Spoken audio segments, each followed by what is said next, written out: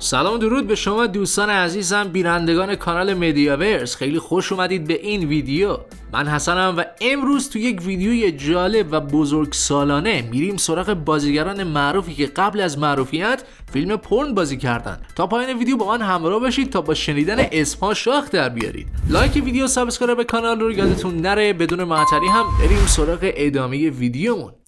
قبل از شروع من یک حرف با مخاطبهای کانال دارم. اگه دوست ندارید بشنوید عزیزان بزنید جلوتر تا وقتتون گرفته نشه. خواستم بگم ویدیوی قبلی که منتشر کردم بررسی موشکافی 2 تریلر جدیدی بود که از فصل دوم سریال ارباب حلقه‌ها و خاندان اژدها ساخته بودم. با اینکه 6000 تا مخاطب خفن توی کانال و ساخت بررسی این 2 تا تریلر حدود 15 ساعت مداوم هم از من وقت گرفت، ولی کلا نزدیک 350 نفر این ویدیو رو دیدن و همین موضوع هم باعث دلسردی من شد. اگه واقعا مشکلی از طرف من هست دوستان حتما برام کامنت بذارید تا این موضوع برطرف بشه. این بازدید نخوردن ویدیو واقعا آدم رو دلسرد و ناامید میکنه، مخصوصا وقتی که کانال 6000 تا مخاطب خفن مثل شما داشته باشه. بازم عذر میخوام که وقتتون رو گرفتم دوستان. بدون معطلی هم بریم سراغ ادامه ویدیومون.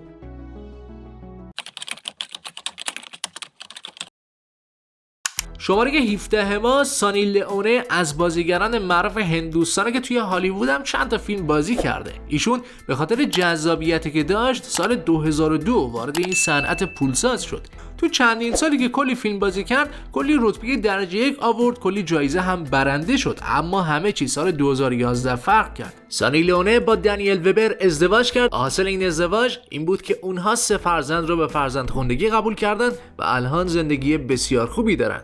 خلاصه اون از صنعت پورن کنار رفت و توی معروفترین فیلم‌های هندوستان با بهترین بازیگرای هندوستان هم همبازی شد. نفر 16 ما سیبل ککیلی بازیگر سریال گیم آف ترونزه. این بازیگر 43 ساله آلمانی ترک تبار بازیگر نیمه حرفه‌ای این صنعت بود، اما سال 2011 با شانسش با امضای یک قرارداد با HBO نقش یک روسپی رو توی گیم آف ترونز به دست آورد. همه کسایی که گیم آف ترونز دیده باشن حتما این بازیگر رو به یاد دارن. اما نکته جالبی که نمیدونستید اینه که باید بدونید توی سریال گیم آف ترونز سازنده ها برای نقشای روسپی واقعا مدل های این صنعت رو استخدام می‌کردن تا شاید صحنه کمی طبیعی‌تر باشه. شماره 15 ما نماد جذابیت آمریکا یعنی پاملا اندرسونه، کسی که به عنوان مدل بازیگر مشغول به کار شد. اون اولش وقتی با تامی لی نوازنده معروف درام ازدواج کرده بود زندگی آرومی داشت تا اینکه یک روز طبق ادعای خودشون فیلم رابطه شخصی این زوج از خونهشون به سرقت رفت و توی اینترنت هم منتشر شد. بلافاصله پاملا و همسرش با شکایت از سایت منتشر کننده ویدیو 1.5 میلیون دلار غرامت دریافت کردند. اما دیگه دیر شده بود. پاملا اونقدر معروف شد که بلافاصله جدا از اینکه کل دنیا اون رو شناخته بودن، حالا اون تو هالیوود هم کلی خاطرخواه پیدا کرده بود و در ادامه هم توی کلی از فیلم ها بازی کرد. اون رکورددار بیشترین تعداد جلد اول مجله پلی بوی توی تاریخه. اما بعدتر 2 فیلم دیگه از اون توی اینترنت منتشر شد و جالبه که بدونید بزرگوار تا الان 5 بار هم شوهر کرده. همونطور که توی ویدیوی داستان عجیب فیلم برات گفته بودم، از دهه 90 تا 2010 تو هر 3 تا خونه در آمریکا یکی از خونه ها پوستر پاملا اندرسون رو به دیوار زده بودن. این بازیگر در جوانی بسیار زیبا و جذاب بود و همینطور که گفتم نماد جذابیت آمریکا بود. نفر 14 ما پاریس هیلتونه، کسی که یک رکورد عجیب توی گینس داره. فقط گوش بدید تا فاجعه رو متوجه بشید. رکورد این خانم که هم تاجره، هم بازیگر، هم مدل و هم خواننده اینه که این خانم بیش از حد ارزش گذاری شده ترین سلبریتی دنیاست، یا ساده بگم هیچی نیست اما خیلی معروفه. ایشون هم با دوست پسرش فیلم شخصی ضبط میکنن و بعداً اون رو اکرانش میکنن. پاریس هیلتون نوه یکی از بزرگترین هتلداران زنجیره‌ای دنیاست که اتفاقا از ارث هم محروم شده، اما خودش آستین بالا زد و با معروفیت فیلم پرنش برند لباسش رو راه انداخت و تا به امروز 2.5 میلیارد دلار هم به جیب زده. نفر 13 ما راب لویه. هرچی جلوتر بریم بازیگرها معروفتر میشن. بازیگر خوشچهره و جذاب سریال های معروف 911 و سریال معروف پارک اند رستریکشن. اون سال 1988 وقتی 24 ساله بود با دختری 16 ساله فیلمی رو میسازه و پخش میکنه. اگه براتون سوال چطور با دختری 16 ساله رابطه داشت، باید بگم از شانس آقای بازیگر اون در اون زمان توی گرجستان بود و تو قانون اون کشور سن قانونی 16 سال بوده، اما در آمریکا حسابی براش دردسر درست شد و در ادامه هم درگیر یک سری اتفاقات دادگاهی هم شد. اما به هر حال اون امروز بازیگر موفق و محبوبیه. نفر 12 ما بازیگر افسانه‌ای و قدیمی شخصیت بتمنه، یعنی آدام وست. این بازیگر قبل از معروفیت توی این صنعت مشغول به کار بود، اما بعداً شانس بهش رو کرد و نقش بتمن رو به دست آورد و با همین نقش افسانه‌ای شد. اما نکته جالب اینجاست که به خاطر نبودن فضای مجازی و اینترنت در اون زمان کسی متوجه نشده بود که ایشون قبلا یه پورنستار بوده. سرانجام این بازیگر سال 2017 بر اثر سرطان خون درگذشت. شماره 11 ما بازیگر معروف یک سریال فوق معروفه. دیوید دکونی بازیگر سریال محبوب ایکس فایلز. این سریال به شدت توی دنیا معروفه و از اوایل دهه 90 یعنی سال 1993 تا 2018 هم پخش میشد. حسابی هم قشنگه و نمره‌های بالایی داره. نکته عجیب اینه که ایشون سال 1995 یعنی اواسط ساخت خود سریال گهگداری هوس میکرد و تو سریال‌های پورن هم نقش آفرینی میکرد. حالا بعد از گذشت این همه سال ایشون دیگه فقط توی سینمای معمولی مشغول به کاره.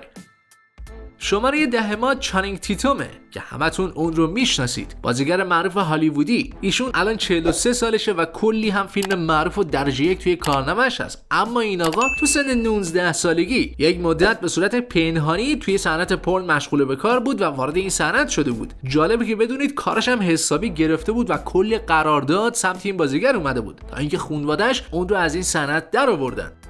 نفر 14 خانم کیم کارداشیانه. ایشون تو اطلاعاتش هم بازیگره، هم مدل، هم تاجره، اما واقعیت اینه که هیچ کس تا به الان نمیدونه چرا خانواده کارداشیان ها اینقدر معروفن. در واقع کیم کارداشیان به تقلید از پاملا اندرسون فیلم شخصی خودش و دوست پسرش رو پخش کرد تا معروف بشه و دقیقاً نقششون هم گرفت و تمام معروفیت ایشون تا به امروز از این فیلم میاد. اگرچه خودش گفت که ما این فیلم رو منتشر نکردیم و از ما دزدی شده، اما بعدها دوست پسرش لو داد و گفت این برنامه رو از قبل ریخته بودیم. شماره 8 ما مرد کاریزماتیک تلویزیون جان همه، بازیگر مشهور سریال بزرگ مدمن. این بازیگر حسابی کارنامه خفنی داره، اما باید بگم این بنده خدا اسمش همیشه بین کساییه که فیلم پورن بازی کردن. حالا جالبه که بدونید این بخت برگشته کل کارش این بوده که توی فیلم ها لباس های بازیگران فیلم رو میساخته یا گاهی هم توی این صحنه ها در اون پشت مشتا رد میشده. اما در کل شانس بعدش اینه که امروزه اون رو به عنوان یکی از بازیگران فیلم پورن میشناسن. دلیل اینکه این بازیگر رو اسمش رو تو لیست آوردم اینه که بدونید اگه بعداً اسمش رو توی لیست دیدید بدونید که این بازیگر اصلا فیلمی بازی نکرده و فقط به عنوان کارگر در پشت صحنه مشغول به کار بوده. شماره 7 ما برنده یک اسکار، 4 بفتا، 3 گلدن گلوب و 4 امیه. اون کسی نیست جز هلن میرن، بازیگر فوق مشهور و درجه یک سینما که غیر ممکنه دوستان سینما این بازیگر رو نشناسن. اما این بازیگر در زمان جوانی تو چند تا از فیلم ها با ریت ایکس بازی کرده بود. نکته جالب اینه که اون از این فیلم ها جدا شده بود، اما بعدها توی فیلمی به اسم گالیکولا بازی کرد که یک فیلم نسبتا توقیف شده است. اون با بازی توی فیلم گالیکولا دوباره این اتفاق رو تجربه کرد. جالبه که بدونید فیلم گالیکولا فیلمی بسیار جنسیه و کمتر سایتی اون رو برای دانلود قرار داده.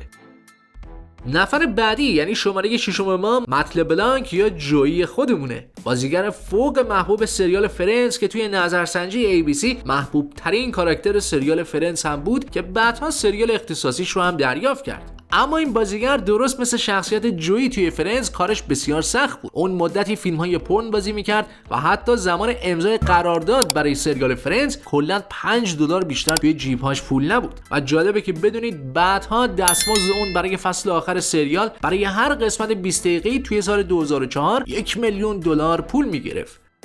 نفر 5 ما کامرون دیاز، بازیگری که گرونترین لبخند دنیا رو داره. کامرون دیاز توی جوانی چند فیلم ایروتیک و چند فیلم با ریت ایکس بازی کرد که بعد از معروفیت بیش از حدش دارندگان این ویدیوها برای اینکه این فیلم ها رو برای همیشه دفنش بکنن درخواست $3,500,000 پول از اون کردن. تا به امروز مشخص نیست که اون این هزینه رو پرداخت کرده یا نه، ولی اینطور که پیداست این فیلم ها توی اینترنت موجود نیست یا اگر هم هست دسترسی بهش بسیار مشکله. نفر چهارم ما کسی نیست جز آرنولد شوارزنگر، بازیگر، مدل و بدنساز افسانه‌ای دنیای ورزش. این بازیگر معروف قبل از معروفیتش قراردادی با شرکت‌های تولید فیلم و عکس پورن امضا کرد. عجیب‌تر اینه که این بزرگوار تو دسته‌بندی همجنسگراها فعالیت می‌کرد. البته این فعالیت بسیار کوتاه بود و فعلا هیچ فیلم و عکسی از ایشون توی اینترنت نیست، اما چیزی که مشخصه اینه که آرنولد شوارزنگر توی این فیلم‌ها بازی کرده. نفر بعدی رقیب آرنولد یعنی سیلوستر استالونه خودمونه. انگاره این دو نفر توی همه چیز با هم رقابت داشتن. استالونه قبل از معروفیت چنان فقیر بود که با سگش توی ماشین زندگی میکرد. اون سگش رو به قیمت کمی فروخت تا شکمش رو سیر بکنه. بعدا اون توی فیلم‌های پورن بازی کرد و با دستمزدش رفت و دوباره سگش رو 4 برابر مبلغی که فروخته بود خرید. جالبه که بدونید هنوز هم فیلم‌های پورن این بازیگر توی وبسایت‌ها موجوده و مردم هم حسابی از این فیلم‌ها استقبال کردن. نفر دوم کسی نیست جز استاد محبوب جکی چان. قطعا همه دوستان سینما میدونن که جکی جان کسیه که سختی زیادی کشیده. اون از فقر مطلق یا حتی بهتره بگم منفی صفر به میلیاردری که الان هست تبدیل شده. نکته جالب اینه که بدونید جکی چان توی سال 1975 توی یک فیلم پورن از هنگ کنگ نقش آفرینی کرد و بعد از اون دیگه توی این فیلم ها بازی نکرد. اینطور که مشخصه جکی چان از فقر مطلق مجبور به بازی توی این فیلم ها شده. اما برسیم به شماره 1 جذابترین بازیگر تاریخ هالیوود، مرلین مونرو. کسی که زیبایی جذابیتش توی 50 سال پیش اونقدری بود که حتی امروزه کسی با این همه تکنیک گریم و آرایشی هم نمیتونه به جذابیت اون باشه. مرلین مونرو توی یک فیلم پورن بازی کرد. این فیلم 10 سال پیش توسط یک میلیاردر عرب به قیمت 2.4 میلیون دلار خریداری شد. تا جایی که من میدونم این فیلم هیچ کپی نداره و فقط یک عکس قدیمی توی اینترنت از اون موجوده. دوستان یادتون نره حتما ویدیوی موشکافی 2 تریلر منتشر شده ی سریال ارباب حلقه ها و خاندان اژدها رو توی کانال ببینید و ویدیوی 20 بازیگر همجنسگرای هالیوود رو هم از دست ندید. عنوان ویدیوی بعدی کانال معرفی 15 انیمه سریالی برتر تاریخ سینماست. حتما منتظرش باشید. لایک ویدیو و سابسکرایب کانال رو فراموش نکنید عزیزان. توی این روزها خیلی مراقب خودتون باشید و تا درودی دیگه خدا یار و نگهدارتون.